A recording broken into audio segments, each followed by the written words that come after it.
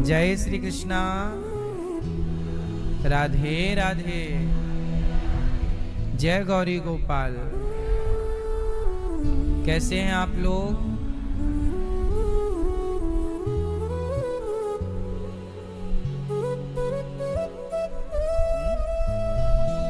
कृपा से आज यहाँ श्यामलाल अग्रवाल जी और श्रीमती कलावती अग्रवाल जी, आप तो इसका पुण्य इन्हें भी मिलेगा, क्योंकि जो व्यक्ति जिसकी प्रेरणा से व्यक्ति भगवान से जुड़े, जैसे आपने किसी गलत व्यक्ति को सही रास्ता दिखाया तो वो आपके कारण सही रास्ते पे चला, तो उसके जीवन में जो पुण्य होगा वह पुण्य का दशांश उस व्यक्ति को मिलेगा जिसकी प्रेरणा से उसने सही रास्ता चुना है। ईश्वर की अदालत में भी कमीशन है। आप किसी को भक्ति से जोड़िए, सही रास्ते से जोड़िए, आपको उसका पुण्य का कमीशन मिलता रहेगा। इसलिए एक शराबी चार को शराबी बना देता है, एक बिगड़ा चार को बिगाड़ सकता है, तो एक सुधरा हुआ चार को सुधार क्यों नहीं सकता? तो जीवन में यही संकल्प लेना चाहिए कि आप अच्छे रहें, औरों को भी आप अच्छा करने की होने की प्रेरणा देते रहें।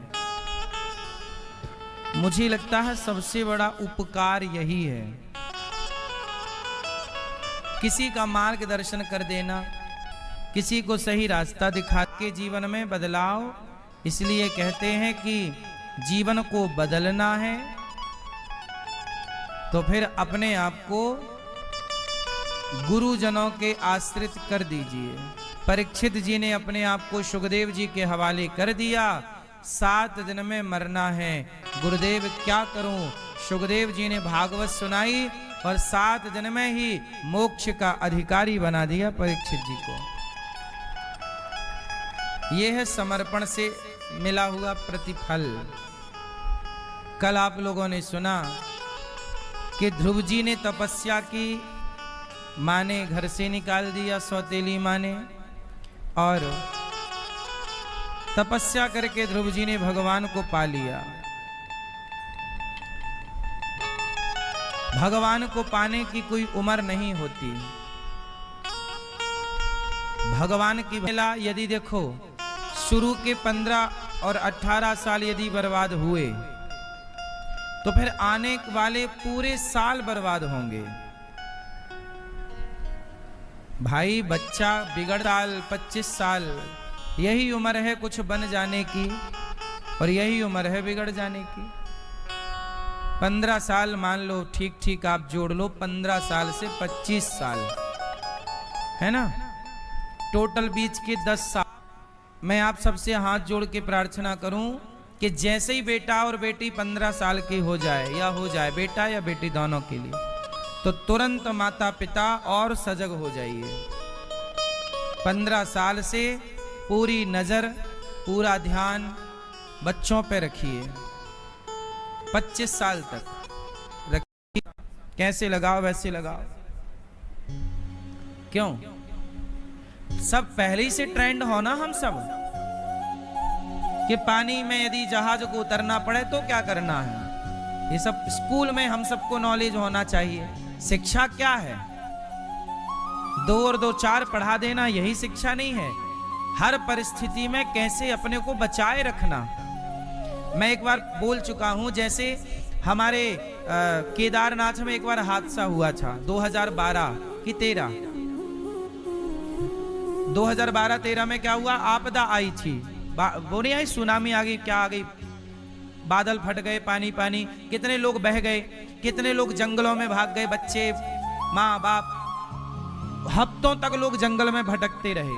सुना कि नहीं? ये सब सुना होगा।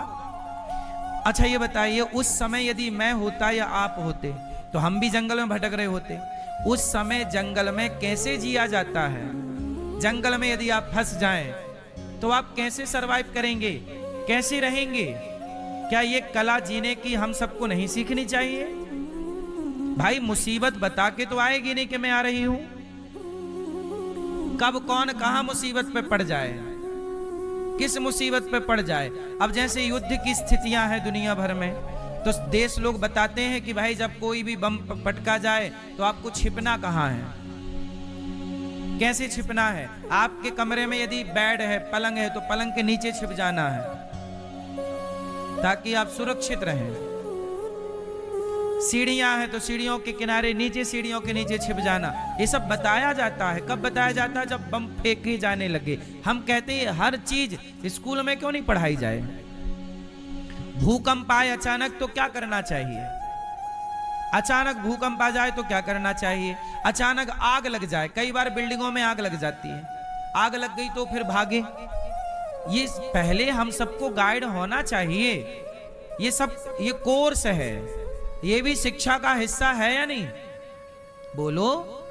आपातकाल में हमें हर जगह से हम बचें, और केवल बचें ना, औरों की मदद कर सकें, औरों की मदद कर सकें। अब आग लग गई के लिए बच जाता है, और थोड़ी देर में ही आप यदि भाग सकते हैं तो भाग जाइए। कि आज जिए, इसलिए वर्तमान में जीना चाहिए। कल जो होगा होगा।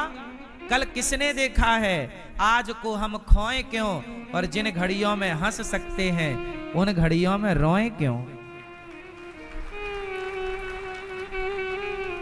गाए जा मस्ती के तराने, गाए जा मस्ती के तराने, ठंडी आहें भरना क्या। अरे मौत आएगी तो मर भी लेंगे, मौत से पहले मरना क्या। जिंदगी बिंदास जीनी चाहिए। कल आएगा, ठीक है, आएगा तो कल देखें। कल की चिंता आज क्यों। आप लोग सोचते बहुत हैं कल क्या होगा महाराज जी, कल क्या होगा, बेटी बड़ी हो गई है, विवाह करना है, क्या होगा, क्या होगा के चक्कर में आज ही गुमसुम रह रहा है। कल की चिंता में आज का दिन तुम्हारा बिगड़ रहा है कि नहीं। आज तो जी ले भैया, आज तो हंस ले, आज तो बात कर ले, जब कल आएगा तो देखेंगे। कल की प्लानिंग करनी चाहिए। कल की चिड़िया घोंसला बनाती है, वो कल की प्लानिंग के हिसाब से ही बनाती है। अच्छा एक बात और बताएं, चिड़िया घोंसला बनाती है तो अपने घोंसले में दो मुंह बनाती है, दो दरवाजे। कुछ चिड़िया ऐसी होशियार होती हैं कि दो दरवाजे बनाती हैं। एक दरवाजा धोखा देने के लिए, किसको? सांप को, क्योंकि चिड़ियों के घोंसले में सांप अक्सर जाता है और चिड़िया के अंडे खा जाता है। तो चिड़िया ने, सोचिए, कहते हैं ना आवश्यकता ही आविष्कार है, पर अंदर जा ही नहीं पा रहा अंडे तक। ऊपर का द्वार जिससे वो निकलती है उसे वो अपनी चोंच से बंद कर देती है। देखा होगा कभी आपने, डिस्कवरी इत्यादि में सब चीजें बारीकी से दिखाते हैं। बड़े बड़े जंगलों में ये सब होता है। अडानी अंबानी जैसी स्थिति है तो हम कहते हैं सोना जड़ा के पहन लो। यदि आपकी स्थिति उस लेवल की है तो आप साड़ी में सोना लगवाओ और फिर पहनो, कोई आपत्ति नहीं, क्योंकि आपका लेवल है। लेकिन यदि सामान्य आप हैं तो आपको ना सामान्य ही रहना है। पैसे 10,000 की साड़ी नहीं, आप वो पैसा अपने चीजों में इन्वेस्ट कर सकते हैं। घर ले लो, खेत ले लो, क्यों, बिजनेस को खड़ा कर लो, व्यापार को खड़ा कर लो, फैक्ट्री बना लो। ठीक ठीक समझ। एक भी रुपए मुझे लगता है वेस्ट नहीं होना चाहिए, बर्बाद नहीं होना चाहिए, आपका भी किसी का भी। मैं तो सही आपको सलाह देता रहता हूं, है ना। ज्यादा पैसा आया है, सोना ही खरीद के रख लो, बढ़ जाएगा, संकट पे काम आ जाएगा। ओ मैया, तुम सोने में खरीदती क्या हो? हार। वो हार में बट्टा कट जाता है। सोना खरीदा करो तो प्योर खरीदा करो। बिस्किट वो आज जितने की है वो उसमें बट्टा बट्टा नहीं कटता, वो उतने की ही जाएगी। जब चाहे आभूषण बनवा लेना, जब चाहे जो यूज कर लेना।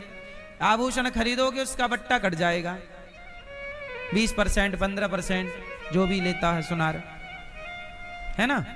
पर प्योर गोल्ड है तो उसका नहीं करें। मतलब ये इन्वेस्ट, मैं आपको बता रहा हूं कि जो तुम पुड़िया खा के ना फेंक देते हो, उससे बढ़िया है कि सही यूज होना चाहिए। जो व्यक्ति समय का उपयोग कर लेता है वो सुखी है, आज भी कल भी। और जो कुछ लोग पैसा पाके हैंग हो जाते हैं। ध्रुव जी ने जब अपनी माँ का अपमान देखा तो माँ ने मोटिवेट किया, मतलब सुनीति माँ ने, बेटा कुछ नहीं, तू जा तपस्या कर, जा। पिता की गोद में बैठना चाहता ना, जा परम पिता की गोद में बैठ के दिखा। माँ ने कितना अच्छा मोटिवेट किया। यही है माँ का काम। माँ चाहे तो बेटे को राम बना दे, चाहे तो रावण बना दे, चाहे तो सही बना दे, चाहे तो गलत बना दे। ध्रुव जी गए, तपस्या की, 5 माह तक खड़े रहे और प्रेम से वायु, प्राण वायु को रोक करके, और जो पांव के अंगूठे के बल पर खड़े हुए। 6वां महीना लगते ही देवराजेंद्र थर-थर कांप गए। प्रभु ये धरती क्यों कांप रही है, भूकंप आ गया क्या? भगवान बोले मेरा भक्त तपस्या कर रहा है। तो कहा इंद्र ने जाकर दर्शन दो। भगवान बोले ध्रुव जैसे भक्तों को मैं दर्शन देता नहीं,